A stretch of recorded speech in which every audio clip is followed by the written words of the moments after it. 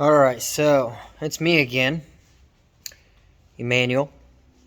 So before I start this video, I just want to tell everyone that I don't care if I edit my videos. I don't do the videos for me. I'm not here for the views. I could care less for the views. I'm not here to become famous. I'm just here to give you guys tips on how to do your job faster and how to avoid a shop, I guess. So today we're working on this hearse Cadillac DeVille 2007. I'm sure it applies to like the CTS, STS, pretty much the same thing I want to say. So it is an easy job. Takes about roughly 2 hours. Took me 2 hours. So if you have the correct tools, it might take you a little longer if you do it by hand, you know, with the ratcheting and all that stuff. So how are you gonna do this? Jack the car up, jack stands, chuck your tires, so on and so forth. Make sure you're safe. So first thing you want to do is remove your tires. Wow. Second thing you want to do is remove your tie rod ends. Now if you do have aftermarkets, you know, the nut will vary, but if they're stock, then the nut will be an 18 mil. So 18 millimeter, first tool that you're gonna need. And then you want to get a clip popper. They have them at AutoZone. They look like this. Boom. Let me see if I can get it too. Zoom in. You want to take that front cover off. Once you take that front cover off, then you're going to need access to these bolts. And those are the subframe bolts. So yes, you are going to remove the subframe. Not completely, but you're just going to get it to where it's going to hang down. Then, second step you want to do, let me grab my flashlight, which I had problems with because I did not remove this piece. So, that heat shield that separates the rack and pinion from the exhaust, it's got two 10 millimeters. One of them is on this side. You can kind of see the bracket right there for it. So it's right on top. And then the second one is over there, going through. Easy access probably to the wheel well, right here. I don't know if you can see it.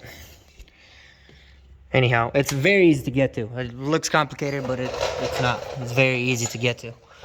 So, with that being said, so you remove the tie rod ends, that shield. It's gonna wiggle down.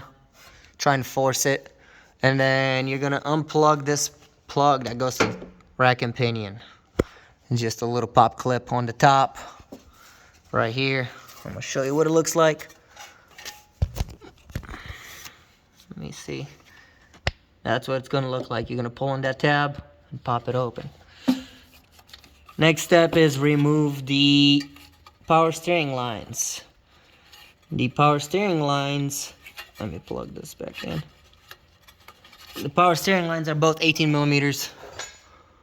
So you're gonna get to them. Very easy access. Through here with a wrench. Boom. Got them off. Very easy. Then after that, you're gonna go over here. No, you do not have to get into the car. There is a shield, a dust shield, which you're going to remove. See if I can get a good view on it. You're going to remove this dust shield by pushing with a screwdriver on it right here, and it will pop up. Let's see if I can get it. Trying to get it without the screwdriver is a nightmare. But anyhow, I'm gonna let that go. So once you get that boot off, that's where the steering column meets the rack and pinion, and it has a 7/16 or an 11 millimeter, whichever one you prefer. You're gonna take it off through here with an extension. Very simple to get to. It's literally right in your face as soon as you get that dust cover off. After that, you're going to put a jack right here where the motor mount is. Jack it, you know, put pressure on it, and then loosen this bolt up front, passenger side, loosen it about 1.5 inches. Completely remove the driver's side bolts. So completely remove the driver's side bolts and loosen almost down to nothing the other 2 passenger side bolts. Then take the jack, lower it, the whole cable member is gonna go sideways. That's when you take these lines and put a bungee cord on them. I took a bungee cord around them and I hooked into the chassis here or on the frame to kind of like keep them out of the way. And then another 2 18mm bolts coming out. Almost forgot to mention that if you're having trouble with the K-frame coming down, there is a transmission mount here that needs to be taken all the way out. That will be a 21mm. So 21mm, take this off completely, then your K-frame is going to drop down. You will wiggle this whole unit. It helps if you have a secondary person on the passenger side, but you will wiggle the whole unit out of the driver's side. And then literally reassemble is just every step backwards. It's super easy. Obviously, like I just said, 2 people on it.